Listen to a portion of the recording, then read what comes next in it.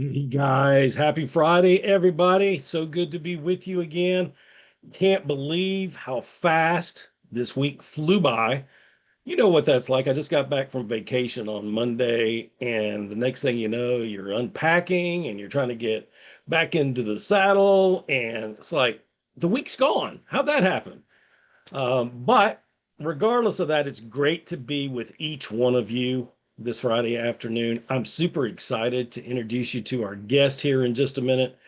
But first, I know I'm predictable, but I love being predictable because what I get to say to you is important.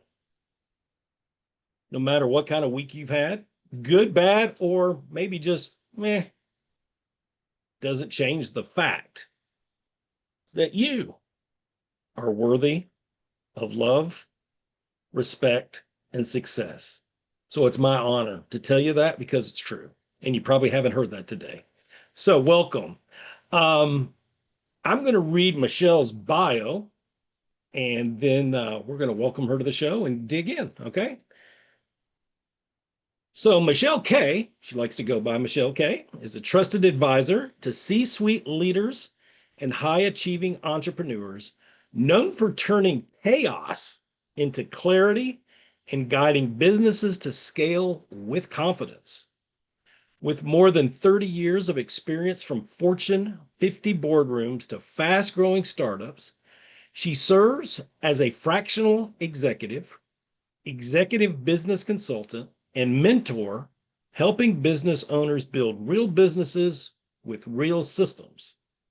Michelle brings a rare mix of strategic precision, leadership expertise, and hands on implementation, equipping clients with the clarity, structure, and accountability they need to scale sustainably. She is a Maxwell leadership coach, trainer, and speaker, a certified DISC consultant, and the creator behind Shatter the Ceiling and Confusion to CEO, delivering no fluff guidance that gets results. I love, love, love what I just read. Can't wait to get into that. But first things first, Michelle, thank you so much for being here in the network today. Oh, thank you. I am truly honored to be able to be here and speak with your audience. I love what you're doing. I think it's so important and so impactful. Um, we don't have enough of us speaking worthy to each other and to ourselves. Isn't that so much the key right there? If we'll do it to ourselves, we'll do it with others. So thank you for your words of encouragement. So, so true. One of the blessings, Michelle, is this group has grown rapidly, and I'm so grateful for each one. And one of the things I started to notice as it was growing was, gosh, there's not just people from the States watching this. There's people in South America and Europe and Asia. And I'm like, oh wow. So I never want to assume that those that are watching this eventually are all in the States. So tell us what part of the world you're coming from. You bet. I'm actually based in the Raleigh, North Carolina area, originally from Kansas City. I've been down in Raleigh for about 3-ish years. When Michelle and I were getting to know each other, it was crazy because we kept having this conversation about our roots and where we grew up and stuff like that. And as we kept tracking it, I learned that Michelle and I did not know each other, but actually went to the same high school for 1 year before she graduated. I was just entering that campus, but it was fascinating to learn that we were under the same roof for 1 year. That was who knew. Um, but so tell us a little bit about your family. What do you guys like to do for fun? Sure. Besides exploring, we're big foodies. We absolutely love, love, love, love to go explore the different foods and offerings wherever we're at. It's been a blast, really, being out here. We're also outdoor people, so we love to get out in nature, and there is no better place, truly.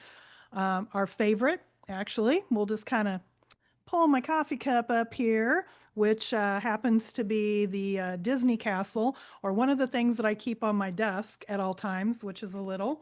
little funny.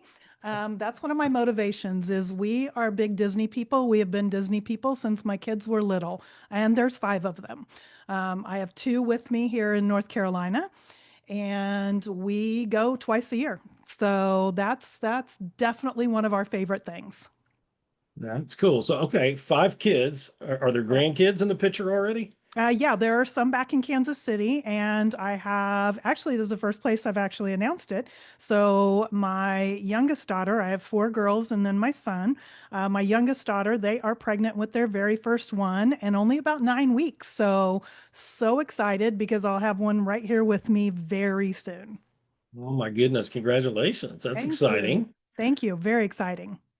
Yeah. So, what prompted the move from Kansas City to Raleigh? I guess I have been to Raleigh a couple Hmm. times. Hmm. I would say it's probably a little warmer, but probably not a ton. Right, right, exactly. So what was the attraction of Raleigh itself?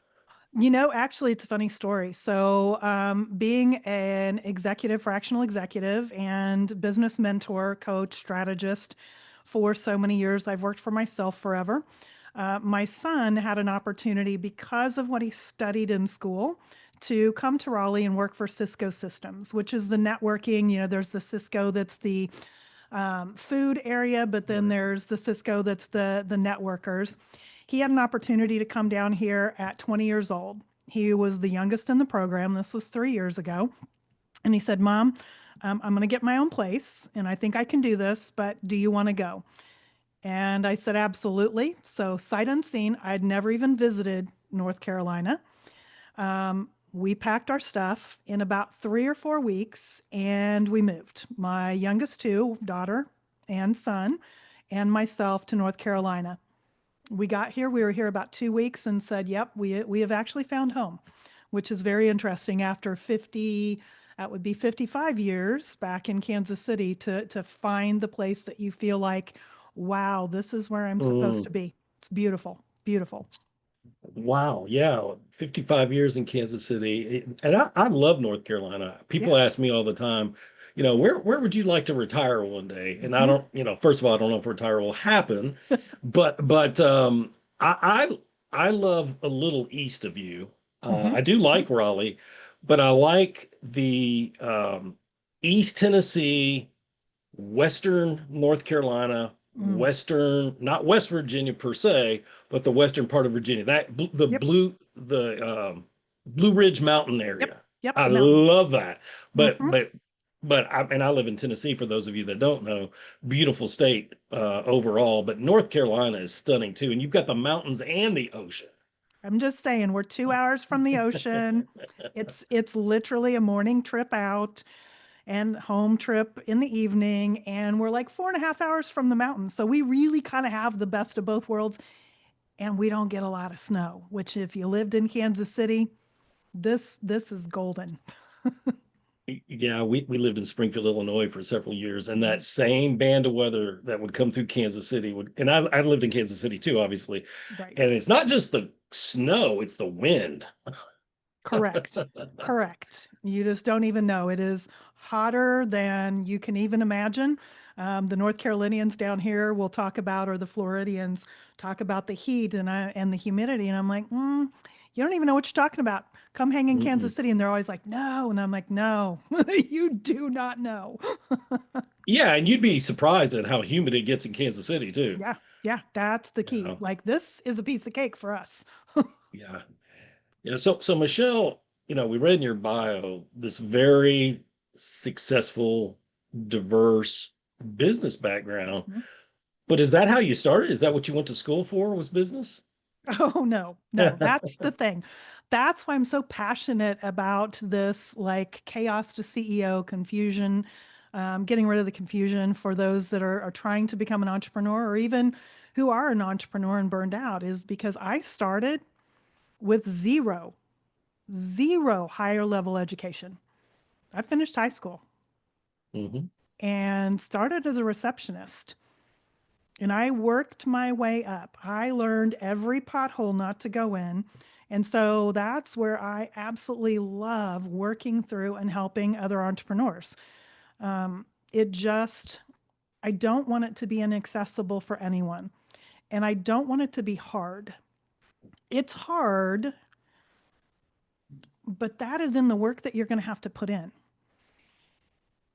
There's so many people that I've worked with that are afraid to even try or get into it and think they don't have the acumen to do it, because so many people in the professions, the industries, and again, not to say there aren't great coaches, not to say there aren't great mentors, not to say there aren't great consultants all the way across the board, but I make it simple. I'm not about making it complicated, because it's not complicated. It is challenging. It does take a lot of work. But just because you don't think you're good in finance, or you don't understand what a KPI, what different processes are, SOPs, all of these things, we don't need to do that. We need to make it accessible for anyone that wants to chase their dream, truly. Yeah, you've piqued my interest in a couple of different ways. Mm-hmm. I want to come back. You didn't use this word per se, but I Mm-hmm. want to come back to what I perceived was mindset. Oh, yeah. But before we get back to mindset, and you might have to remind me because I'm at that age, I might forget. Um, but so you graduated. We'll give a shout out to Blue Springs High School. Yep. Um, you graduated as a Wildcat. You went into the workforce. You did Mm-hmm. all the entry level positions. Yeah. Where did you get your break? It's interesting. It actually was a very small entrepreneur, female entrepreneur. Um, I was working in technology at the time. I have a gift for technology, never taken a class one. My brain just works that way for whatever, big guy decided that that was something I needed to download. Awesome. She needed somebody. She was running a very high end event planning company, and came into a company that I was, at the time, I'd worked my way from receptionist to secretary to admin to someone working in the technology arena for this major architectural engineering firm in Kansas City. And she was running a giant holiday party for them. It was early 20s. I was very, very young. And I met with her because I was on the committee, and she approached me afterward and she said, "Hey, we need to have a conversation." Okay, great. She's like, "I see something in you and you need to do something more with it. And I'd love to hire you because I know you're in technology. Here's something I need. Could you come and do this for me?" I had no idea what a consultant even was back at that point in my career. No idea. I thought, okay, sure. Are you sure you want to hire me? Are you sure? Like, I don't have any formal training. I'm learning as I go. Absolutely. And so I went to do this project for her, went on to work with her for 4 or 5 years. And she really kind of became that person that saw the worth I had, pointed it out, and said, "Go do something with this. Go do something because you've got something there." That was the little bitty spark that I needed. And I took that and started building from there, building my own client base. It went on to, again, and this is not kudos to me. This is just the breaks that came along the way. And I was in the right time, right place at the right time. I believe in a higher power, whatever you want to believe. I sit in that arena. So I think God said, "Yeah, let's use this one to go do some good stuff in the world and help other entrepreneurs and other women throughout my life move to where they want to move to, do what they want to do." And it really did. It really lit that fire for me to go seek out other opportunities. And things fell in my lap. I ended up helping Sprint launch their cell phone service. And I remember when they came to me, I had another, that there were just mentors and people that came along in my path. I worked in technology. Somebody literally said, "Hey, we saw you've been doing this, and we'd like to hire you to come over here and help us launch Sprint's cell phone service in the tech field. also working with HR and getting these 300 people hired. I had no idea what they were even talking about, but I was in my 20s, so I didn't know. I was just like, oh, okay, yeah, sure, I can do that. I didn't know that there would have been any limitations that we might look at as we get later in life. And so I jumped in and I did that, which then led to something else. And there was a mentor in each and every step along the way. But there were also roadblocks because I was a woman in technology in my early 20s. And the number of times that I got asked to go get somebody coffee when I was sitting at the table with the CIO, I never forgot that. And I make sure I use that to impact my business and anybody I meet in the community. If you see me, I am the same in front and behind the camera. I'm treating the individual that is sweeping the floors probably better than the one that's sitting in the CEO suite. Mm. Oh my goodness. So I had to chuckle when you said you helped Sprint. But when I think of Sprint, and I had it for years, I had it personally and in business. I think of the Nextel project, which was in my opinion, was a great idea. Operationally, not so great. But anyway, Yes, correct. I love being able to talk to my closest employees at the touch of a Right. button. But only when it worked. Yes. Um, so I apologize if I missed it. So this person that I guess mentored you that you're referring to that gave you this Yeah. break, Yeah. you weren't already working for her in some capacity? I was not. No, she actually, again, she was the event planner. She owned a very successful event planning business, and she was in the Overland Park area, which is just outside of Kansas City, and came in. And because I was on the committee, she saw something. I don't know what she saw, but she took it upon herself to make sure that I knew that I had other opportunities, that I didn't have to just do a 9 to 5. Wow, what a blessing she was. Seriously.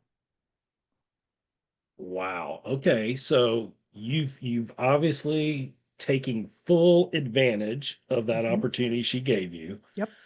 Um, only because it's on my mind right now and I Yeah. don't want it to go away. So how important in your opinion, you Mhm. said entrepreneurship is challenging. Tell me if I got this Mhm. wrong. Challenging, but it's not difficult.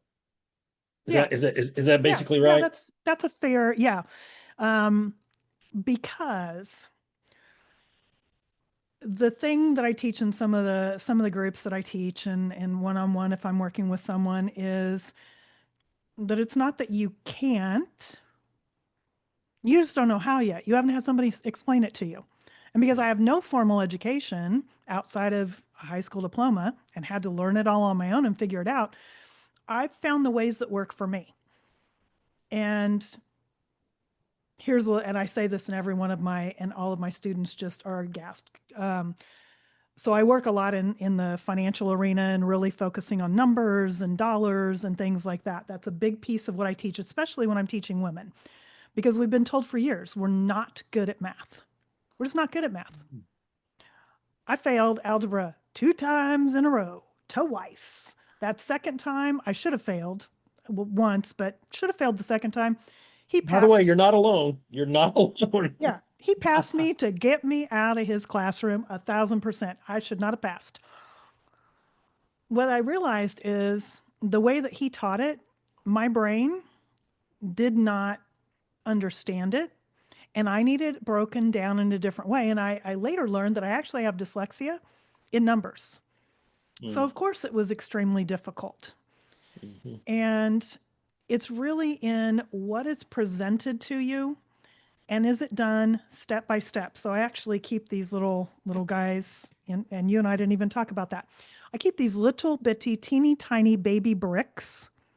They're on my desk, and that's a reminder. I have entire stacks of them to go step by step, brick by baby brick forward in what I'm doing and what I'm learning. I don't know everything either, and I still make stupid mistakes, but I learn from those and I go find the experts. I have a coach. actually a mentor, because we have to have somebody else that's been there and that can make it to where we can understand it. And if somebody is making it hard for you to understand, and I'm also, as I said in my bio says, I'm no fluff, no BS. So I am not for everyone. But if somebody is making it difficult to understand, I believe they're doing it for their own ego, not for their client, and it is time to pick up the phone and find somebody else. That is one of the things in our industry that I absolutely plan on squashing and continuing to squash as I have. Do not let Michelle fool you, however. She is no fluff and she is no BS. No doubt about that. However, she does have a really big heart. Oh, yes. I think we have to do that because, again, somebody helped me. Yeah. It's my responsibility to serve others. Yeah. That's what we're all here for. I love that. I love that. So when I was reading your bio earlier, one of the many things that you are as a professional is a fractional executive. Mm-hmm. I didn't know what that term meant, so I'm assuming a lot of our viewers don't know. Can you Sure. help us understand Sure. what a fractional executive does? 100%. And it's a newer term. We used to call us consultants, but now it's the new cool term to call it, a fractional executive. So really what it is because I've been a CEO. I've run companies from 0 to 8 figures. And again, that is no kudos to me. I'm not that smart. Literally, I just know the things to do and not do and learn from my mistakes. It is somebody that can come in that has held a C-suite level or director level. It can be a variety of levels, but they're going to come in and they're going to work for you, your organization, at a fractional level because we all know what CEOs make. Kind of ridiculous, my opinion. The reality is you can get someone like me for a small amount of time for a much smaller amount of money. So, consultant, strategist, fractional executive, kind of all the same thing. You're just buying a little bite of time to help you get where you need to get in whatever area, whether that's a chief executive officer, the CEO, we know what those are, COO, operations person, CMO, marketing person. So that's really what it looks like. And again, nothing fancy, just what it is. Curious if if you looked at all your experience in doing that, Mhm. what would you say is the average length of time where you have to be a fractional CEO per se? It's really kind of project based. So it really depends on what is the organization needing at the time. I've had gigs that are 3, 4 years long because it's a Oh, longer term project. okay. I've had gigs. So I helped a nonprofit, and I'm actually just finishing up with that, and we'll transition off next week. And I've been with them for about 3 years, helping them move their stuff forward. I'm working on another project currently where I'm kind of operating more in the operations, so kind of the COO role. That has been going on for about a month and should be done in 3 to 6 months. And then we'll transition off and hand it off to somebody else to take care of. So you've got multiple types of these projects going on at the same time. Correct, correct. So I have my own business where I do speaking, coaching, training in very specific arenas. Then I also have my fractional exec roles or consulting roles where I'm doing a little bit here and a little bit there. 5 hours on this one a week, 5 hours on that one a week, things like that. I like to have things that are not super consistent, to be honest. I get bored real easy. I do have what they now call, my kids have told me, Mom, that's called neurospicy. So I got a few little hiccups in my brain the way that it works and operates and a little ADD on top of it. So yeah, I do like to have a multitude of different options so I don't get bored. I like it. I like how many times has a company offered you the CEO or the COO position? Yeah, I thought you might chuckle at that. Um, quite a few, quite a Yeah. few. And I will tell you, um, I used to take them all. You know, again, I'm in my late 50s, rolling up on 60 real quick, and I'm very proud of that. Um, the number of things that I would do in my 20s, 30s, and 40s, far different than in my 50s. I had an experience, and I know it's something that I said, yeah, I'm totally open to talking about. So throughout my life, there's been a variety of challenges. One of them happened to me actually a little over 2 years ago. We had moved to North Carolina and was off working with a company doing a speech. Came home, had a cough, couldn't figure out what was going on, and went to the doctor. Like, oh, your lungs are full. You must have pneumonia. So they drained my lungs. Went home about a week later. Same problem. Go back in.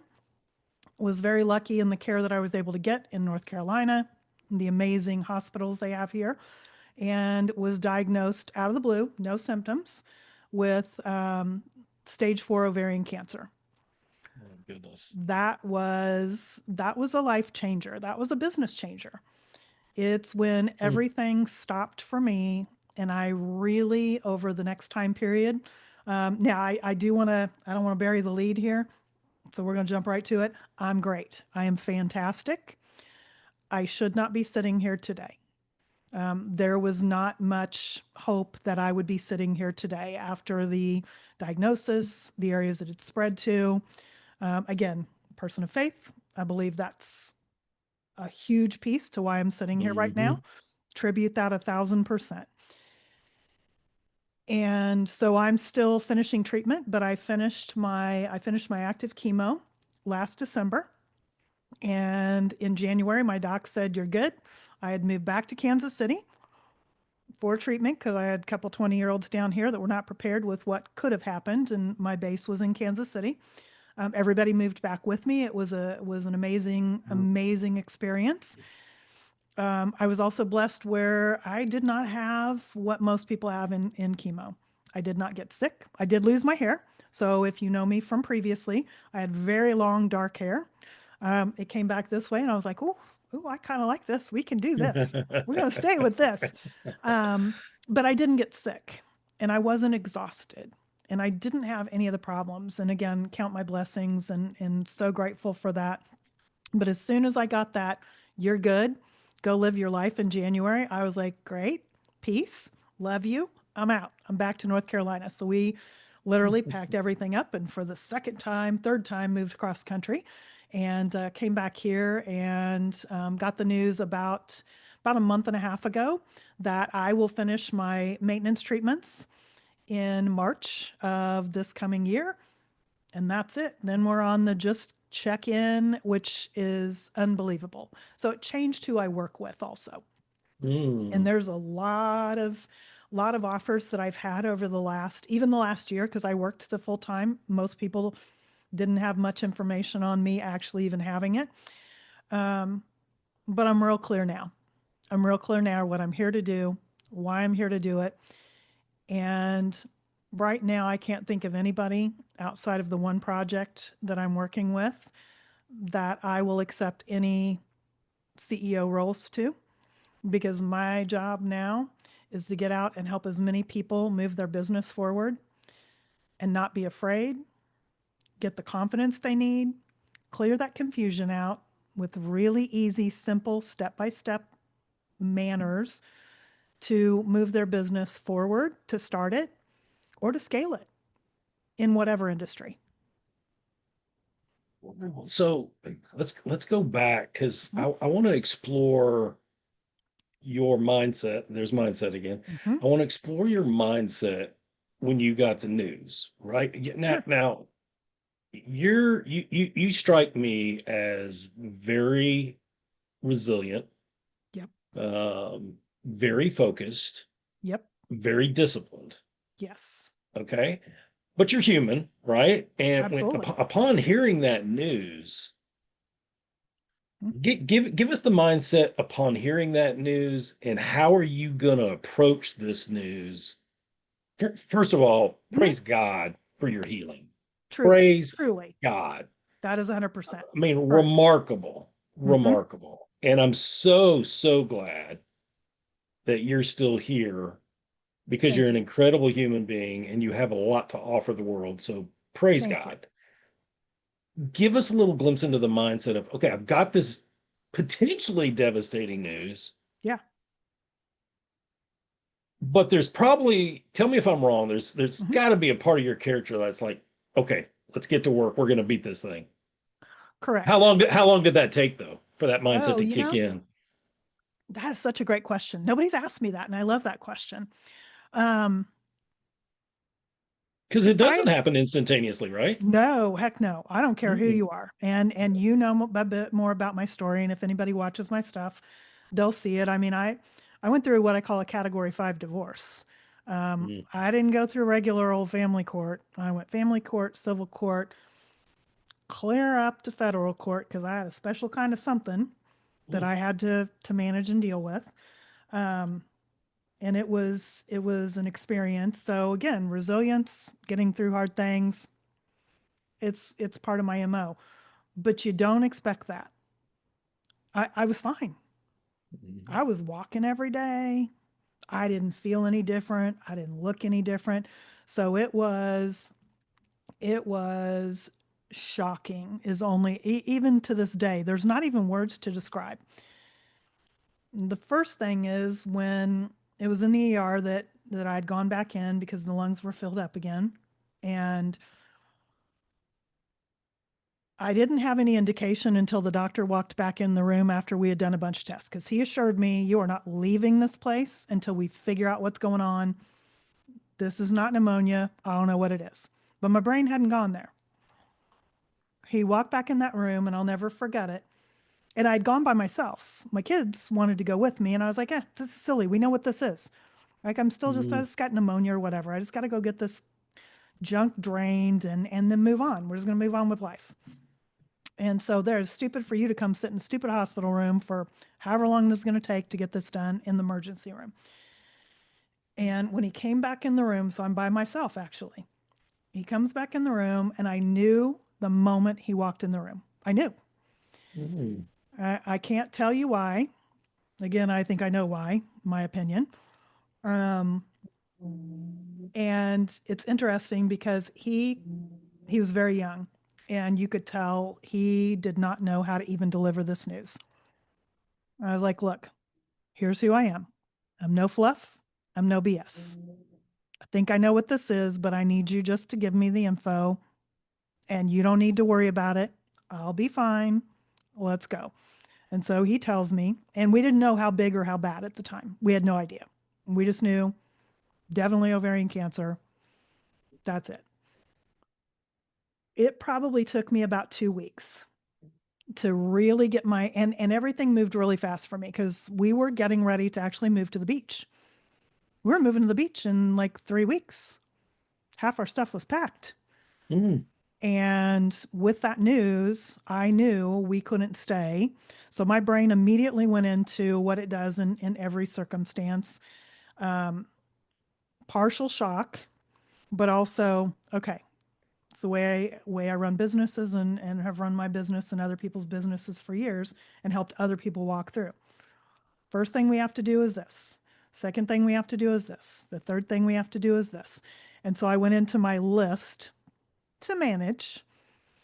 What do I have to do? Where are the holes? Where are the problems? And I got my plan in place and I went home that night. I didn't tell my kids because again, they're in their 20s. Oh, side note. My son was leaving for Las Vegas in literally 2 days, his very first conference ever. He's still in the middle of this program. He's about three-quarters done with the program, not finished yet, that he had to be in North Carolina for. And so, okay, need more time to think. And the next day, I got in my car and I drove up the street to the grocery store and I called my mentor. My mentor happens to be Marissa Nielsen. If you know who she is, if not, highly recommend you look her up. Um, and I knew her story. I knew her personal story in regards to her dealing with cancer with someone incredibly important to her, not her personally, but someone incredibly important. And so I debated for a few minutes. Man, this is going to be rough because she and I were friends also, on top of her being my mentor. Mhm. But I know she knows what I need to know and do. And I picked up my phone in that car and I called her and I said, hey. And she answered, I need some advice. Here's what I've just found out, and I need you to process through. Best thing I ever did, because she helped me walk through. Here's what you need to do. Here's what you need to understand about the people around you. You need to give them a job to do, and a whole variety of things that I would have never thought of because of who I am and how I'm made or ever done. And that started the path of then being able to go, okay, we're kicking this, we're moving forward. She spoke that life into me. Yeah. And then she spoke that into, again, another reason I think I'm still here. I was only like 3 weeks away also from going, while my kids were moving stuff to the beach, supposed to be, I was going to be at a conference that she was running with a small group of women in her home state of Florida. And so her speaking that life into me, but then also at that event that I decided not to attend, she gave me an opportunity to come down and just be there if I needed to. She had those women pray for me every day at 12 o'clock. They prayed for me for an entire year while I walked through this. That is the type of people you need around you. Yes. Wow. Yeah. You certainly don't defeat it alone. Um, and it sounds like she gave you, because of her experience, gave you that shot of encouragement, Mm, confidence, resilience that, okay, now it's yep. time to get to work. 100%. 100%. Don't have time to have a pity party, No, although would have been okay, absolutely. However and you deal people with it. do, Mm-hmm. but it's time to fight. Yeah, Yep. I love that. So let me ask you this, Michelle, because I know you said you also speak a little bit. I know Mm-hmm. you just mentioned Marissa, and she's Maxwell, just like you and I Yep. are. Correct. Um, Transitioning a little bit into that arena, have you had time? Because this. I mean, you just found when did you just find out you were in the clear? December of last year. So less than a year ago, 11 months ago. Okay. So is any of this going to make its way into content for you? Oh, 100%. Yeah. 100%. Because again, I Yeah. think it's so important to see there is life on the other side.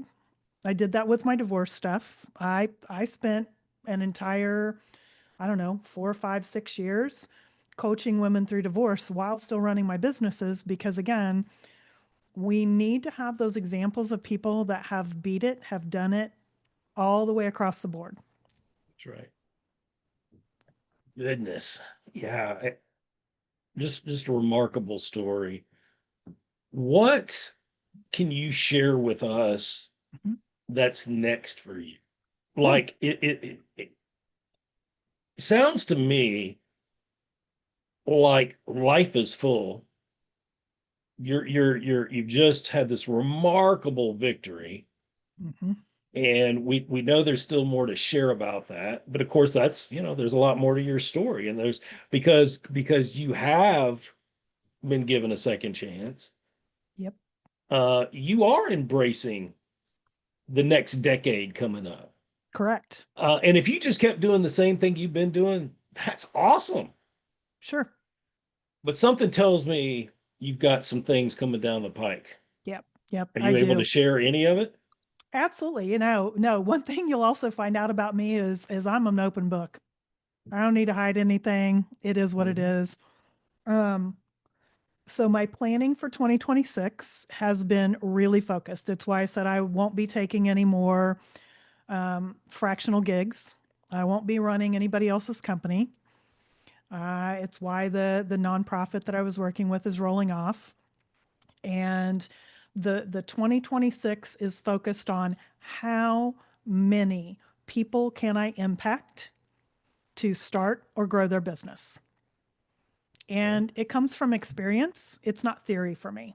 Because again, I've had failed businesses, I've had a bankruptcy, I've had you name it, in the stupid things that can happen or you can do to yourself in business. I have done every one, sometimes two or three times. Takes a Mhm. 2x4 to my head sometimes for me to get like, oh, that's a really bad idea. Okay, I learned it this time. I got it. Stop. Yeah. Uh-huh.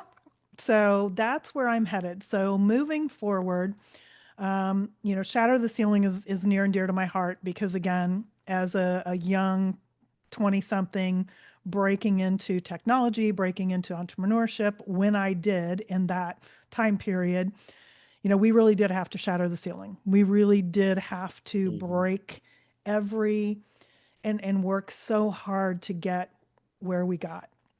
And so that program, it's a 12-week program, really walks through a variety of business concepts that would get you started. That's what the point of that one is. And we start with mindset. And so I love that you brought up mindset because for me, there is not one single solitary thing I do, from my one on one coaching to my group events and coaching programs to Shatter the Ceiling, which is kind of a product situation, that I don't start with mindset because I already know if this isn't right, you're not going to move forward. Yeah. Whether that is to work through a category 5 divorce, the cancer, move from being a receptionist to a CEO, it does not matter. You have to get your mindset right. And so we start every one of my programs in mindset. And then we move to finance because, again, so many people don't think that they know how to do it and they don't think they're good in math. You don't have to be good in math. You just have to know what to look at, what to pay attention Mhm. to. And then we move to sales because that's the other big thing that I hear from people. Oh, I'm not good at sales. I don't believe that. Because if you have the right mindset and you believe in what you're offering and you believe in the pricing that you're putting out there, it's not a sale, it's a service. I am here to serve. I'm not selling anyone anything. And if I'm not right, I'm not the right person, it's not the right time, it's not the right money, good luck. I Yeah. really wish people well. And then we move through the rest of it, just a whole variety of different things that we need to do. And I also don't believe in leaving people to their own devices. So any program that you have with me is done with you. I will not do it for you. I'm not interested. That's when I operate as a CEO or a consultant. I'm not doing it for you. I'm operating in the done with you space. I have DIY options also, but I'm really in that DIY space because I've been there, I've done that. I know what you need and what you need to hear. And it's just, I believe it's a God given talent because I don't have a methodology. I don't have a blueprint you can take off the shelf because I don't believe there is one, to be honest. I also don't believe that you've got the right answers or you wouldn't be calling me, which is kind of a difference between mentor, coach. And I think there's a place for coaches. Absolutely. But when you're ready to get to it, that's where I'm living the next 10 years of my life. I love it. I love it. Well, that's just being humble and wise too, saying I'm not the smartest one in the room. I don't have this all figured out. Let me surround myself with people that can help me get to where I need to go. 100%. Um, Michelle, we'll put this in the description notes, but I always like to have our guests tell the folks where they can find you. What's the You best bet. place they can find you? Best place to find me is, I'm on Facebook, I'm on TikTok. You can watch the same thing on both of those. I'm not an Instagram girl, although my team is like, you're going to have to kick it up. So they get to go play in that. I don't want to. It really is taking a look at one of those two social platforms and going forward, starting the first week in December, I'll actually be on YouTube. So I'm going to go live every day on YouTube and just talk. And then, of course, the MichelleK.com. So it's the THE Michelle with two L's, the letter K.com. So that's my website, whatever particular thing I might be working on right at that point, you can find there as well. Let us know when that YouTube channel is launched. Would love to be able to follow that and steer people in that direction. Um, Michelle, any last words of encouragement? Last words of encouragement or Mhm. wisdom to those that are watching that are doubting themselves, Mm. not feeling worthy today, or in a particular season they haven't felt worthy? Mm. What would you encourage them with? Oh gosh, such a great, I love ending on this. I really believe each and every one of us is here for a reason. I do believe that is 1,000% service to each other. I think we'd have a much better, much healthier world if we all paid attention to that. If we really all were focused on showing others their value, helping them move to the next level, whatever that looks like, and all based in love. Mm, yeah, the Beatles had it right. All you need is love, right? 100%. Love that. Love that. Michelle, it's been a blast.